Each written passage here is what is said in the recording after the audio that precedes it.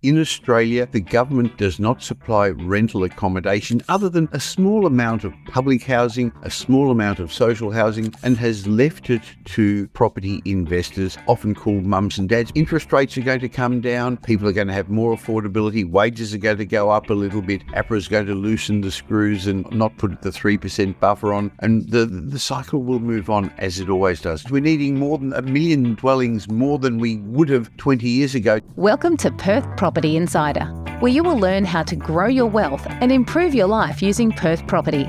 Our show is brought to you by Investors Edge Real Estate, the highly rated and award-winning property management, sales and buyers agency servicing the whole of Perth. Now, here's your host, Jared Mann. So our housing crisis is becoming a bit of a, well, not just a huge political hot potato leading up to the next election. So I really wanted to get Michael Yardney, my friend, back on the show to give us his wider perspective on how this may all impact our property markets Australia-wide. Thanks for joining us again, Michael. Thank you, Jared. And yes, it's going to be a topic of conversation, I think, between now and the election, housing affordability. And I guess the other thing is nuclear energy is going to be a topic of conversation too. But I'm not qualified to talk about that one. Well, you're certainly qualified to talk about Australian property market, and I always appreciate your insights. So tell us a bit about why the solutions that are getting proposed are Bandaids and why you've sort of come out so strongly saying that they're really not going to be fixing the problem that's at the core of things. Well, I don't think there's a quick fix to the housing crisis, yet both the Coalition and the Labor Party keep coming up with these short-term solutions that in my mind don't address the real issues. So let's go up a level and understand what the crisis is, Jared. And in my mind, there's a shortage of accommodation in Australia, both rental accommodation and affordability properties to buy. They're actually two totally different issues. The rental accommodation, well, we know that a large number of migrants are coming to Australia. Some are students, but a lot of permanent migrants. And Western Australia, Perth, where a lot of people listening to this is getting more than its share of immigration as well. And they don't come with houses. In fact, initially, they want to rent until they find their feet, understand where they want to be, because they don't know the areas. So they require rental accommodation. By the way, I think that's also going to be one of the things that's going to underpin house prices moving forward, because in 2 or 3, 4 years' time, these people have come to Australia with the aspiration of owning a home. So on the one hand, there's a rental shortage around Australia where we just haven't built enough accommodation. And on the other hand, house prices have soared while wages haven't gone up as much. Australia's got a multi-tier market, and Perth's been the darling of property in Australia with 20-25% growth over the last the last year or so. And that means that people are having more difficulty getting a deposit. The mortgage payments are not as much an issue for many beginners, Jared, as saving the deposit. Yeah, that makes a lot of sense. There's almost challenges everywhere you look in the property market for both tenants and buyers. And tell us a bit about what's causing this supply problem underlyingly. Well, it actually goes way back with the rental accommodation. Australia is different to many other parts of the world.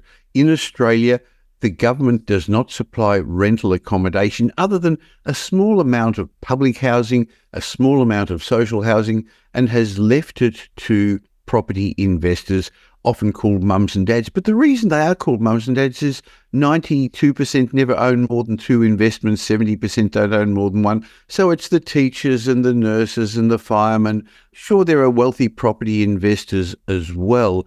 So the government has look, in the hospital system, there's private hospitals and public hospitals. In the school system, there's private schools and public schools. And in the housing supply situation, the 7 million tenants who are renting at the moment are being, in general, 92% of the accommodation is provided in the private system. And there are tax benefits for running a rental accommodation business, but somebody has to. And the government has made it more difficult. It started with more challenges getting finance, talking about tinkering with APRA's restrictions on how much lenders could lend to investors. Way back in 2016-17, there was talks about changes of negative gearing, removing capital gains tax benefits, and all those changes started to scare investors off. But over the last couple of years, and you'd understand that managing properties for so many investors, the state governments have interfered more, and property investors don't like that. They keep changing the tenancy legislation. Remembering the tenancy legislation, Jared, is state-based. And so therefore each state has come up with minimum standards, and I think that's necessary. But also a lot of states have made it difficult about how you evict tenants, what you can do, how often you can increase rents. So property investors are getting annoyed that the rules of the game keep changing. They came in with knowing or thinking they knew what the rules were, and then they get changed on them. So there's not as many investors out there. Some are selling up. And on that basis, there's not enough rental accommodation. With regard to housing and affordability, I mean, still 70% of Australians own a home. Half of them don't have a mortgage. Yes, there is an issue that sometimes it's a bit hard to find new accommodation to upgrade, downgrade, because there's not a lot of new stock. But it's really more first home buyers having trouble getting into the market, as we said a moment ago, because of the challenge of how expensive new homes are. So you sort of asked, why isn't the government doing anything about that? Maybe we could just have a bit of a talk about what the two parties are proposing with an election coming up. Yeah, let's unpack that, because they're starting to release some more clear policy and put some lines in the sand, and already I'm not necessarily thinking that these are the answers. So take us through them. Well, the budget came out a while ago, and then after that, opposition leader Peter Dutton kicked off, I guess it was his sort of election campaign, in his budget reply with a populist promise to fix the housing crisis by cutting back on migrant numbers. He was going to cut them back to 140 a year, and he was going to cap foreign student visas. Jared, that's not a housing policy. It's a cut in immigration. Mr. Dutton's strategy of blaming immigration for housing woes, look, I guess that appealed. It had sound bites that the media picked up, restoring the dream of home ownership. However, in my mind, that approach ignores the deeper structural issues. He said he was going to slash immigration, but it would suddenly go up again. But we're just not building enough accommodation. And he argued that the Albanese government's housing target of 1.2 million homes by 2029 wouldn't be enough. And look, many industry experts agree with that. So we've also got a skills shortage. If they're going to suddenly cut back immigrants, we need more people in all sorts of jobs, including in the construction industry. Oh, look, one other thing Peter Dutton said was he was going to stop foreign investors and temporary residents purchasing established homes for 2 years. Again, that's a populist answer to a problem that I don't think is really as big a problem as is made out. On the other hand, Labor's approach focused on capping overseas student numbers to reduce migration. And they said any universities that exceed those caps are going to have to be able to provide housing for students. But in my mind, that policy undermines Australia's fourth largest export sector, higher education. It actually is an export sector. And in Western Australia, where a lot of people are listening to this, you think about mining being an export, you think about crops, agriculture being an export. But if overseas people are paying for our services here, education is also an export industry, isn't it? What they're saying then is the federal government said last year, we're going to build 1.2 million new dwellings in 5 years. Now, they were never going to build them. They were going to encourage the construction, Jared. And that was last year they brought it in, and the clock started to tick in July this year. They said, okay, we're going to start July 2024. The first set of housing approval figures have suggested that we're nowhere near going to build enough of those. And at the moment, the housing completion figures are suggesting that we're just not building enough. So we're starting with a shortage, and it's a terrible situation because you read about tent cities, you read about people having to go back home, about sharing accommodation when they don't need to or don't want to, I should say. I've never seen in my 50 years in property the Australian property market in as dire a situation. And only yesterday I was interviewed by a journalist from the ABC who asked me, what answers do I have? And I think I disappointed him because I don't have a good answer to it, Jared.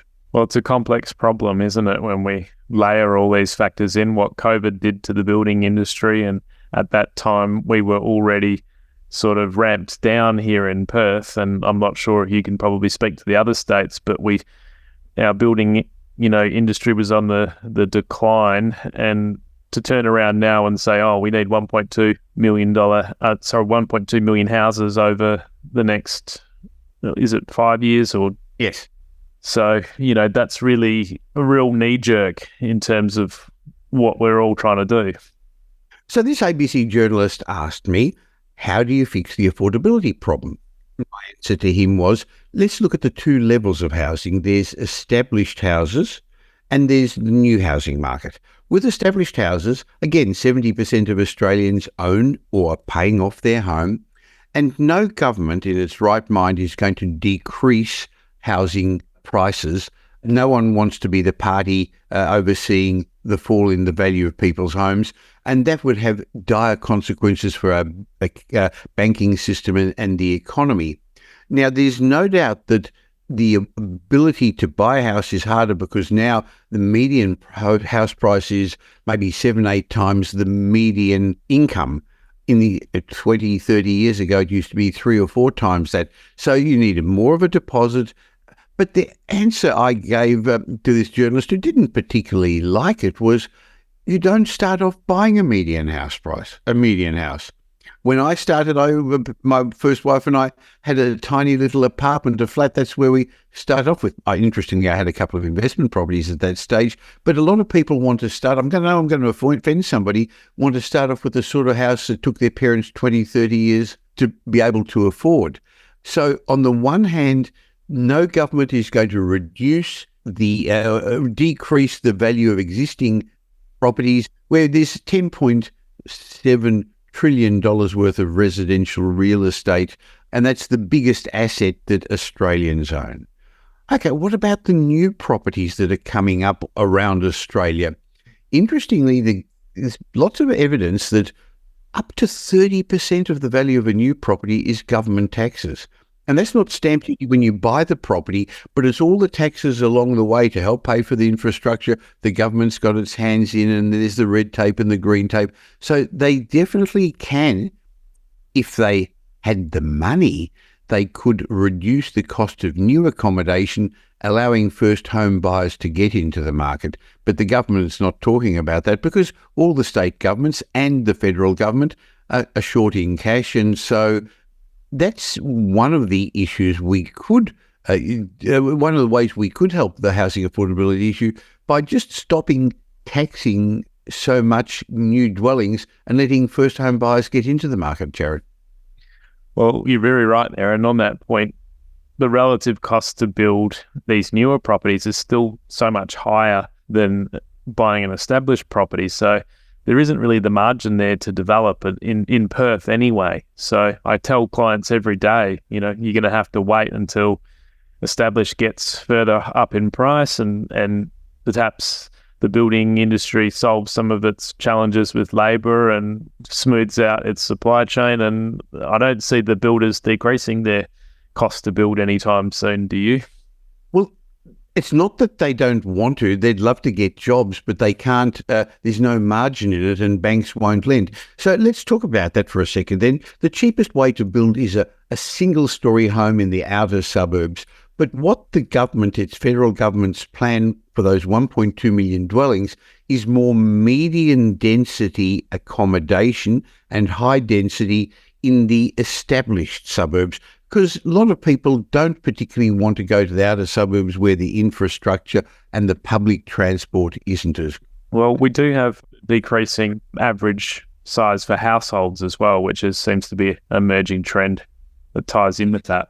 But with regard to where the federal government's wanting us to build those 1.2 million new dwellings, Jared, they're talking about building them where the land is expensive, the land is hard to amalgamate, and then it costs more to build a double-storey house than a single-storey. And once you get higher than that, and you've got to have fire services and lifts and other services, medium density and high density cost more per square metre to build. And so therefore, they're just not financially viable at the moment, other than the luxury properties for the right sizes and the downsizes. So therefore, new development is not going to come out of the ground despite having building approval until, as you correctly said, established properties go up in value, and then the gap isn't as big. Because people think, well, I'm not going to pay so much to buy a new property when I can buy an established one for less. Much the same with the gap between apartments and houses. The affordability issue at the moment is going to mean that, okay, I can't afford a house, I'll buy a townhouse, I'll buy an apartment instead. So this is, in my mind, going to keep underpinning property values, because you can buy established properties in Perth where you are, in Melbourne where I am in particular, where the market hasn't gone up, significantly below replacement cost. They've got huge intrinsic land value, inbuilt value there. So you just have to wait for the cycle to move on. By the way, I've worked through this stage of the cycle before, so I can see clarity in the chaos others see. Eventually, property values will increase, and that will happen on two fronts. Interest rates are going to come down. People are going to have more affordability. Wages are going to go up a little bit. APRA is going to loosen the screws and not put the 3% buffer on. And the cycle will move on as it always does, Jared. Well, it is hard to see through all the media and the hype and everything else. And that's why it helps when, you've been through the different cycles before. Where do you think this all leaves us, and what do we focus on? Well, if I may, before I answer that, I wanted to take up something you mentioned a moment ago about household size. There's two different things that are happening. On the one hand, the census shows that the average number of people living in a house has trended lower from 2.8 people in each house in the mid-1980s to around 2.5 people per house of late. Now, that may sound like a small change, but in fact, that's about a 2.5 to 2.8, so a 10% decrease, which means that if the average house size rose back to 2.8, we'd need 1.2 million fewer dwellings or houses just to house our current population. And that's no small difference. In other words, we're needing more than 1 million dwellings more than we would have 20 years ago to house the same number of people. So why is that happening? We're getting older, and so there's more 1 and 2 people households. And on the other extreme, there are also the millennials moving into family formation stage later, and they're a very large cohort moving through the demographic trends. So there's more 1 and 2 people households, and that averages out that we just need more accommodation, because if you have a baby, you don't need another house. So it's actually not population growth that requires more dwelling, Jared. It's actually family formation. But there is another trend that's happening. COVID has made more people work from home, and so therefore we all seem to require a Zoom room or a media room. In Australia, we're building amongst the biggest accommodation in the world. The plot size is getting smaller. Jared, when I grew up, you had a big front yard, a big backyard. Many people had an outside toilet, and you didn't have a media room. You had a lounge room, as we used to call it, and that was about it. And often kids would bunk up and you'd have 2 or 3 children in the same bedroom. Now, everyone wants their own ensuite and a media room and a gym. And millennials are now moving into family formation stage, so more of those are moving out of apartments into houses. And so while they're wanting to be in a particular locations, their main thing they think about is, well, we're now going to have a child, and we're probably going to have more than one, and for that reason, I don't want a 1 or 2 bedroom apartment. I actually don't even need a 3-bedroom home. I need a 4-bedroom home, because for a couple of kids in my media room or my home study. So the cost of building these, the sort of accommodation Australia has got compared to overseas, is also pushing up the average cost of a home, Jared. Okay, well, that ties in well and makes a lot more sense as to just how big the gap is between what we need and what the market's ready to pay the price for. Sure. So we're just not building enough. I think the end result is really going to be that more Australians are going to rent for some or all of their lives. And what they're looking for in many cases, millennials in particular, aren't even prepared to put their roots down as early as older generations. And they're trading that sort of property security for experiences travelling overseas. There wasn't a gap year when I was young. Nothing wrong with that. I think they're smarter in some ways. They're enjoying their lives, and that's good. But what's missing is, I guess, long-term accommodation. They want to feel comfortable renting, and that's where the government's trying to encourage build-to-rent developments, Jared. And what sort of numbers are we even talking about with those, and is it even going to make a dent, Michael?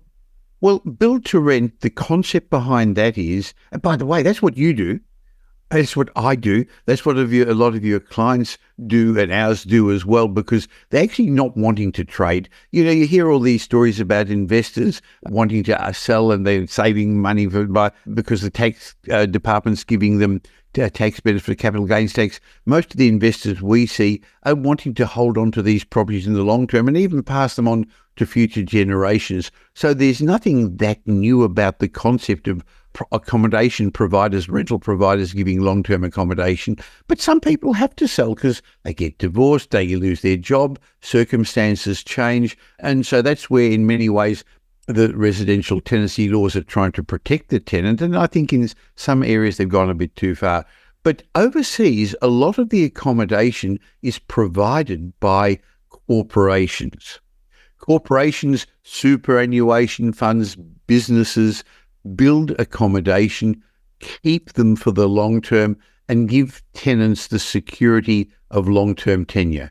Now, the government is now giving incentives because at the moment it's not financially viable for them to do that, because residential real estate is a relatively high growth, low yield investment. So they can get better returns in shopping centres, in office blocks, or buying shares in the share market. So that's why corporations haven't been doing it. So the government's saying, okay, you actually provide build to rent, long-term rental, and sometimes they're wanting a level of affordable accommodation in that, and we're going to give you tax incentives. We're going to give you land tax incentives and other incentives to get building and do this. So in other words, it's making it more financially viable for them.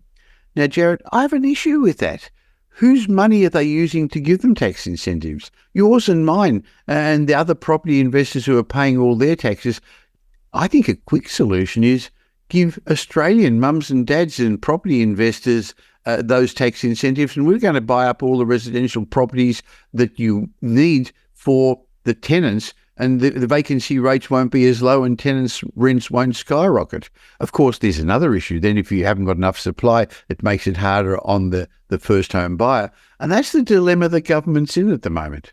Makes sense. And it does seem crazy that they're willing to throw all these incentives at the big corporates, but they really are painting landlords as being the money-grubbing, filthy rich type, not the average mum and dad that only owns one or two properties. And where is the incentive going to come to keep investing in property? Because there's been an ongoing exodus and a reduction of supply here in Perth, and I believe similar in other capital cities. So with the trend that you just talked about of, more people renting for longer, delaying their family formation years, and migrants renting to begin with before they move out of that, and also people for lifestyle reasons wanting to rent, where I just don't see how something has to change in order to get more rental supply, doesn't it? And it's not going to come from big corporate, even if they do start adopting some of these build to rent. From what I've seen, the numbers seem to be a drop in the bucket, not very much. There'll be quite a number of years away, and you're right, they're not going to really tip the needle much at all. I agree with that.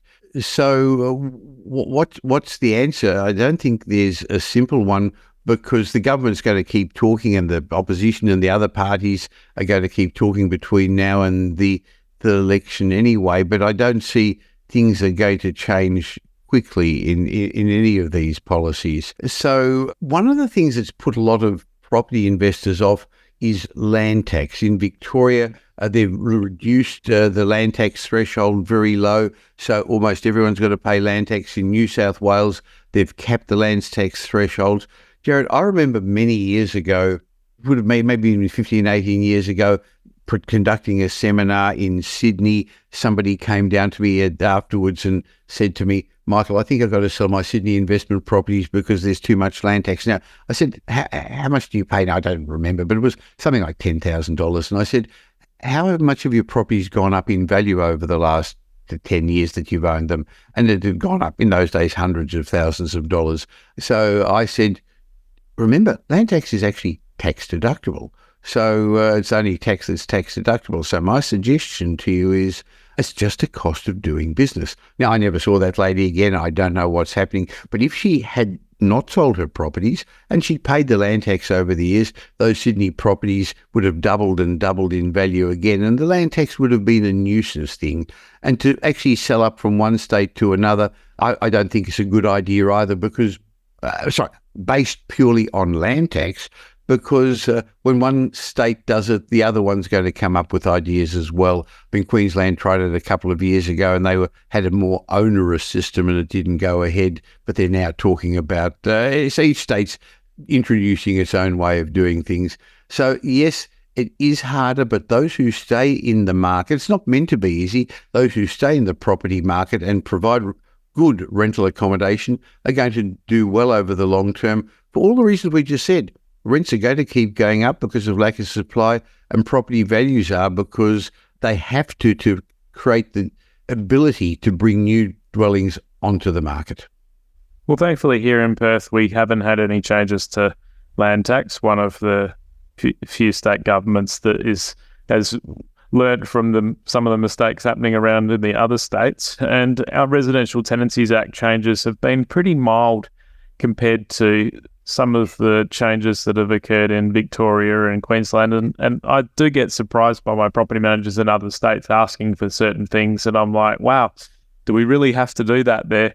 And it does shock me. So thankfully, our state government has walked the tightrope of trying not to do anything further to upset investors. But these things all come in swings and roundabouts, Michael. And, if they swing too far like they have in Victoria, with both of those things, it represents opportunity for investors as well.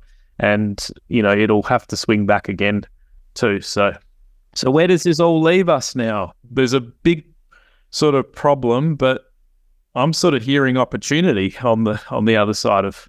Well, that's why you're a successful property investor and business owner, because where others see problems, you see opportunity. And the opportunity isn't taking advantage of people. It's not taking advantage of tenants, providing a service that people are prepared to pay for at a fair cost and getting a fair return, and seeing through the clutter and understanding why you're doing it in the first place. You're investing in residential real estate to secure your future 10, 15, 20 years down the track. And along the way, there'll be ups and downs, periods of flat property values, periods when the property values go down like they did in 2022 when interest rates started to go up. There'll be periods where interest rates are high, interest rates are low. You'll have troubles with tenants. But again, those who stay in the game in the long term are the ones who are going to benefit, because of the way the Australian property market is structured, that somebody has to provide the rental accommodation for this ever-increasing percentage of the population that is choosing to rent or that has no choice but to rent.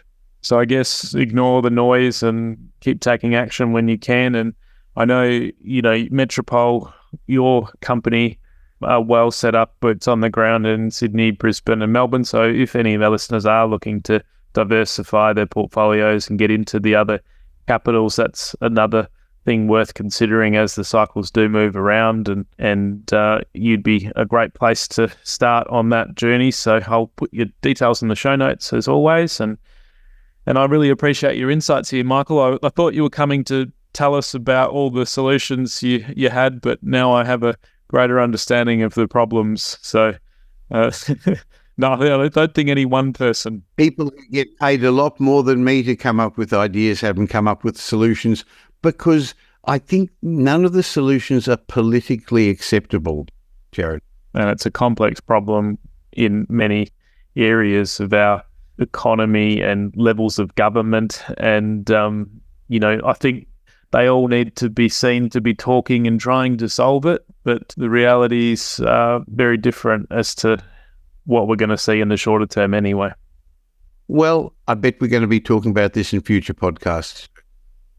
Thank you for joining us again, Michael, and I look forward to your insights in the future. Just a reminder, the information discussed in this podcast is general in nature. As we don't know your specific situation, you should always seek professional advice before taking any action. For free market reports on your suburbs of interest and other helpful resources to grow your wealth, make sure you join my property investor update at investorsedge.com.au/join.